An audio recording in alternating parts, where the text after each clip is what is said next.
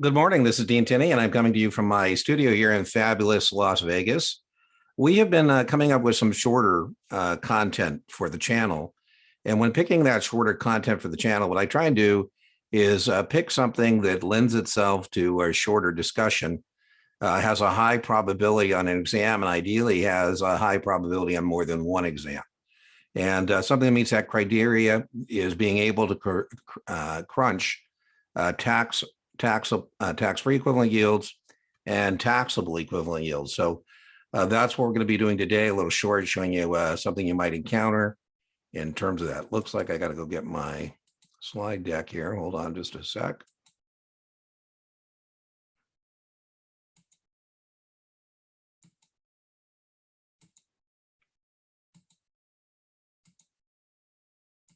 There we go. Okay, so one thing you're going to have to do on the test is you're going to have to very high probability, lower probability on SIE, a high probability on 7, high probability on Series 65, lower probability on 66. But you're going to have to take the taxable yield and figure out after paying taxes, what are you left with? Because that would be the equivalent to not paying taxes on muni. And the whole point here is that you can help somebody make a decision about whether they should buy a taxable bond or whether they should buy a tax-free bond, or vice versa. You're going to get a tax-free yield, and then you got to figure out what the taxable equivalent is not paying taxes. So very rarely do I tell people you need to be able to do math as a matter of routine. And this is certainly one time you have to be able to do the math as a matter of routine. You can't be fumbling around with what to do when you're encountering this question. It's kind of like a current yield, right? The three styles of questions you get on your exam are recognition.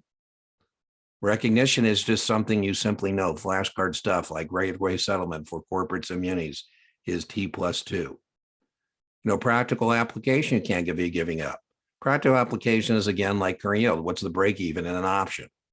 And you can't be giving up practical application questions. There's no interpretation of a practical application question, a math question.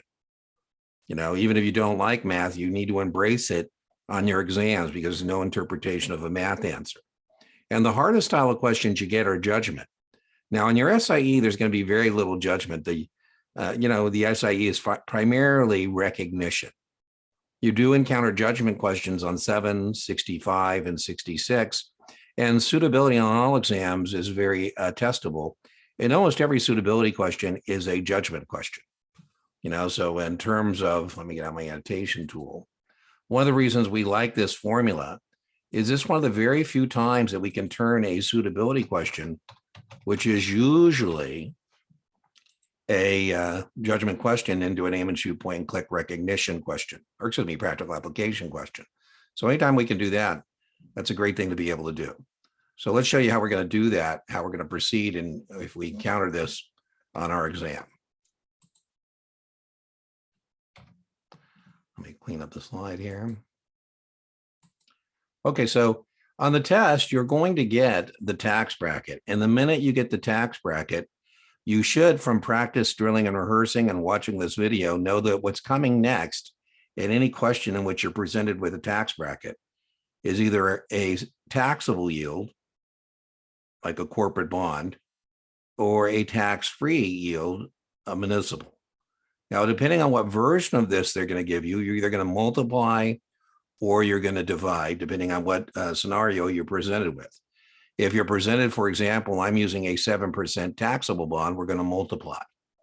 And if we're presented with a 3% muni, I'm choosing 3. These numbers could be whatever these numbers are, but I'm just giving you some practical application numbers. So here's 3% tax-free. We're going to divide.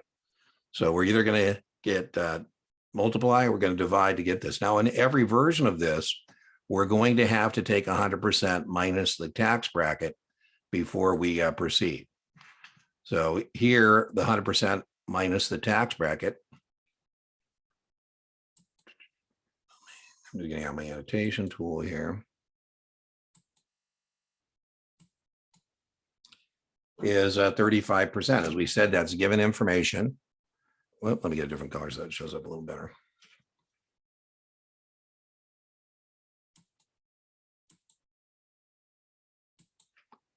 So that's given information. Now, in terms of math, we always do the things in parentheses first. So if we have 100% minus 35%, that's going to be 65% or 0.65, right? If you have a dollar and I take 35 cents of the dollar, you're left with 65 cents of the dollar, 0.65.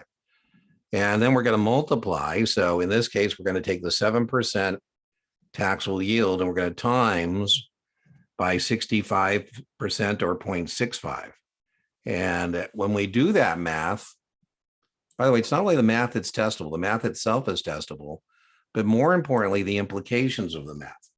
And so the implication of that math is we're going to get 4.55 or 4.6. Rounding up doesn't affect your ability on the test to come up with an answer.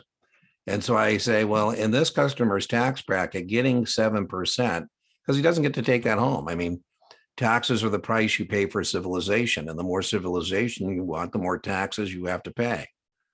And so here, 35% of the money is being confiscated in terms of taxes. I'm joking, I'm confiscation, it's, taxes, but 4.6%. So now the point of that, again, is so I can kind of make a decision here about what we should do based on this. For example, if I can find a muni paying 5, a muni paying 5 and not paying taxes is better than 4.6 after you've paid your taxes. And so we should buy the muni. If I see a muni that's paying 4, based on your tax bracket, it makes more sense to buy the taxable bond and pay the 0.35 or 35%, because afterwards you're still net left with 4.6. Now, the other version of this is going to be getting the tax-free yield. In our example, the tax-free yield was 3%. That was given information. The tax bracket was 35%. We always do things in parentheses first. So 100% minus 35% is 65%, or as I said, 0.65. And so now what we're going to do is we're going to take the tax-free yield of 3%, and we're going to divide that by the 0.65, and figure out what that's worth. So when we take our 3%, 3 divide by 0.65, we find out that's 4.6. And that's going to be the taxable equivalent. In your tax bracket, getting 3 and not paying taxes is the equivalent of getting 4.6 and paying taxes. And so again, the point of this is if we can find a taxable bond that pays more than this, that's what you should do. A taxable bond less than this is what you should do. So it's not only the math, it's the implications of the math. So by way of review, we said these are 2 formulas that you should definitely memorize and not be fumbling around. We said you're going to get, this is a suitability question. The suitability question meaning, should somebody buy the taxable yield or should they buy the tax-free yield? Well, that depends on the yield we're looking at and their tax bracket. We said we love the formula because it's one of the few times we get to turn a suitability question, which is typically a judgment question, into a practical application question. So we always going to get the tax bracket on the exam. Once we get the tax bracket, we know we're either going to get a taxable yield or tax-free. If we get taxable, we're going to multiply to do the math. If we get tax-free, we're going to divide to do the math. So here's an example of a 7% taxable yield. And we figured out in this scenario, getting 7 after you pay taxes, you're left with 4.6. And then we make our decision based on what are the alternatives we're looking at yield-wise, tax-free. And the other version of this is to take the tax-free yield and divide. And so here our tax-free yield was 3. We divided that by 1 minus the tax bracket, and we established that that would be the case. Okay, so like, share, subscribe. Usually new content comes out on Tuesday, 3 p.m. is when I upload. I'm not going to upload this Tuesday, 3 p.m. because it doesn't rate a premiere. Again, it's a short, just to warn you of things you can encounter in exam. I will put this in the SIE playlist, the 7 playlist, the 65, and the 66 playlist. Thank you. Like, share, subscribe, and I appreciate your viewership.